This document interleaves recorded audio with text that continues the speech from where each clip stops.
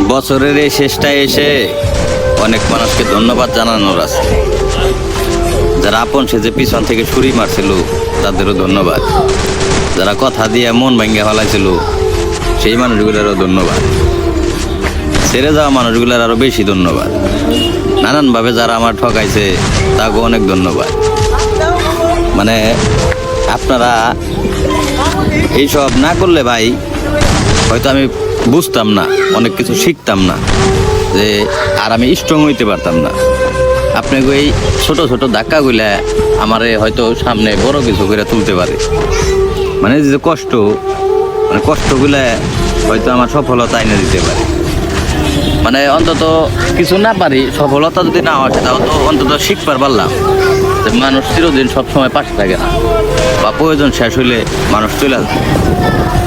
ওই হিসাবে মনে করেন আপনাকে আমি সবসময় ধন্যবাদ জানাই।